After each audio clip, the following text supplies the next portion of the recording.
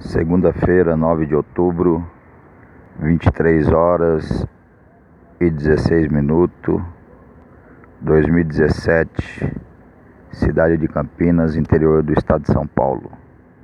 Profeta Elias, testemunha Marte do Apocalipse.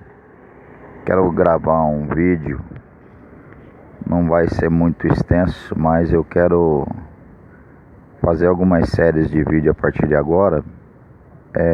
Pequenos vídeos para comentar e falar sobre alguns assuntos polêmicos e alguns assuntos que eu quero começar a desmitificar sobre temas da Bíblia Sagrada, porque na verdade a Bíblia ela é um código e ela está mitificada.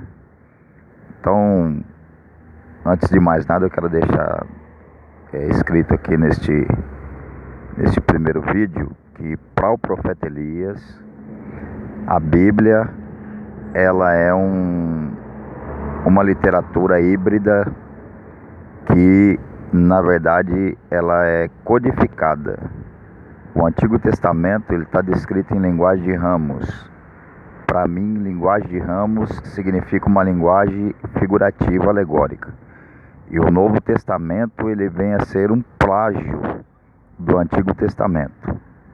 Logo, se eu tenho uma literatura que o seu original, digamos assim, sobre o Velho Testamento, ele é uma linguagem alegórica e o Novo é um plágio do que é original, então nós temos toda uma literatura alegórica, digamos assim. Nós temos toda uma literatura de Novo e Velho Testamento que são uma literatura codificada, que ela tem que ser desmitificada. Seria a palavra mais adequada para se tratar sobre a ciência de revelação da Bíblia. Então eu quero tocar num ponto polêmico hoje, nesse pequeno vídeo, e eu quero dar um título a esse pequeno tema. Eu quero dar um título de O Evangelho é uma regressão. Regressão espiritual, social, religiosa, ideológica e o que mais você quiser comparar. Aí, agora eu quero entrar no assunto. Após esse codinome, esse título, essa mensagem deste vídeo. Por que o Evangelho é uma regressão? Primeiro, eu não vou estar tratando do Antigo Testamento, mas estarei tratando do Novo. Porque o Antigo Testamento nós temos ele como uma base mais fundamentada, uma base mais ideal do que nós poderíamos dar a uma literatura religiosa. Mas o Novo Testamento em si que é a desgraça, poderíamos assim dizer, do ponto de vista espiritual da verdade, da realidade. Aí você dirá para mim assim, por que, profeta Elias, o Novo Testamento ele é uma desgraça, uma coisa muito irreal, muito abstrata? Aí eu quero te responder o porquê. Digamos que o Antigo Testamento fosse uma realidade, digamos que ele fosse a plena verdade, o que na verdade não é. O Antigo Testamento ele contém extrato da lei divina, que é a Torá. Porém, ainda assim, sendo o Antigo Testamento aquilo que contém o extrato da lei divina, eu, como profeta Elias, vos afirmo, agora após a grande depuração das revelações que tem me chegado nos últimos anos, após um trabalho científico árduo e demorado, então eu tive a grande percepção e cheguei às conclusões que estão se finalizando. Ainda não se concluíram o total de todas as revelações, mas estão se concluindo. Tirado aí as cortinas de fumaça, tirado aí as coisas que ainda deixam dúvida e depurando as revelações, as percepções proféticas. Então o Eterno vai me trazendo com mais clareza as informações. O Antigo Testamento, segundo a cultura judaica, ele é a base fundamental de toda a religião, de toda a história do povo hebreu. Porém, eu digo a vós, o profeta Elias, o Antigo Testamento contém o extrato da lei divina, ou seja, contém nos seus relatos de Devarim, nos seus relatos da lei Torá, no Pentateuco, ele contém a lei divina. Porém, não foi o Eterno que entregou esta lei, e nem o Eterno mandou confeccionar a Bíblia, nem o Eterno entregou a lei a Moisés. Pois, se nós estamos tratando de um livro alegórico, aquele Moisés, teoricamente, ele não existe ali na Bíblia. Ele é uma figura alegórica do que é o Moisés verdadeiro. Então, não que o profeta Elias não creia que o Moisés exista. O Moisés existe, sim. Já sinalizei até o Moisés dentro do Brasil. Não que eu não acredito que os profetas não existiu. Eles existiram e existem. Porém, lá na literatura do Antigo Testamento, está fazendo alegoria de algumas sinalizações, de algumas características, de algumas personalidades que contém os profetas do Eterno. Então, aquele profeta Elias ali descrito no Antigo Testamento está falando sobre quem é o profeta Elias.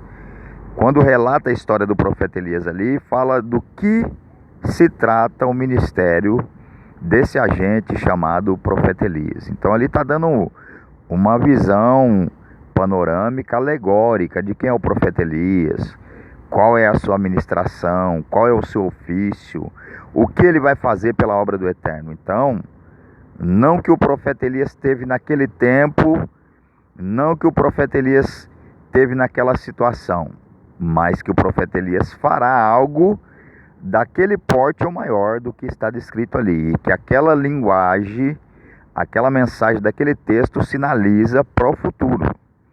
Por isso que há uma conotação no Novo Testamento que diz assim, que o Antigo Testamento era sombra das coisas futuras.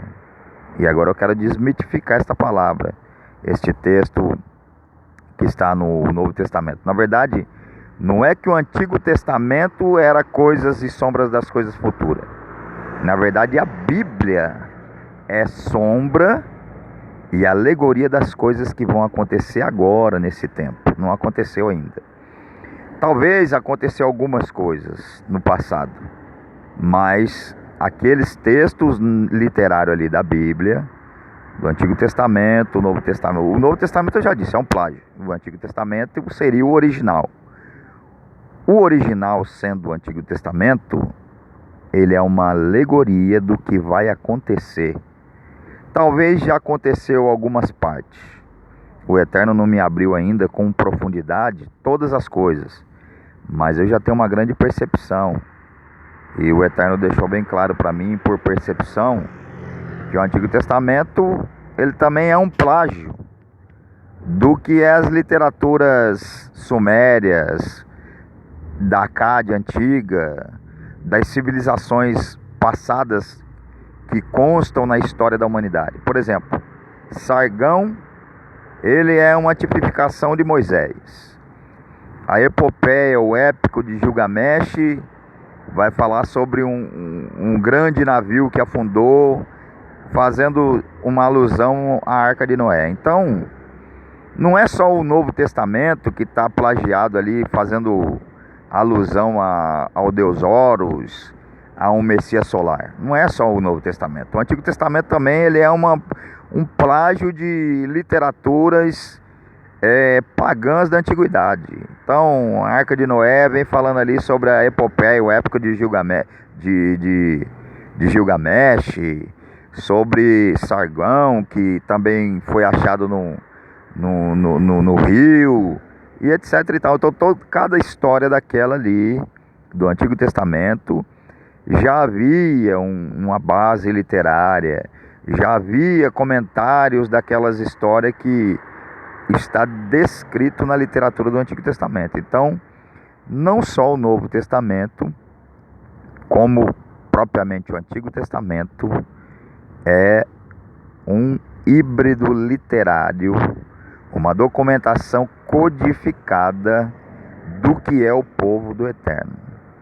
Então a coisa é grave, a coisa é séria, do ponto de vista daqueles que tinham uma crença e morriam por dizer que a Bíblia é a palavra do Eterno, que o Antigo Testamento é a lei de Deus e os profetas de Deus, que o Novo Testamento é a salvação, que o Jesus Cristo é o Salvador. Então, caiu por terra todas essas teorias e a grande realidade está por vir nas revelações do profeta Elias.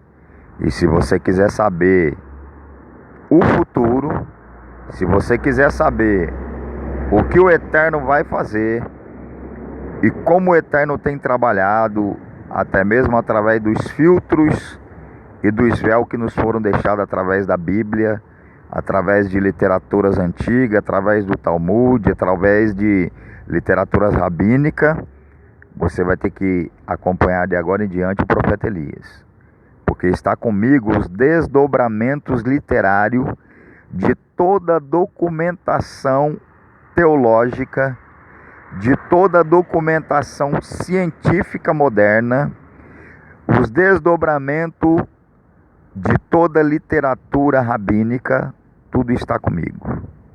Então você vai ter que acompanhar daqui para frente com o profeta Elias as documentação. Eu vou fazer um vídeo 2 depois para dar prosseguimento. Essa é a primeira parte.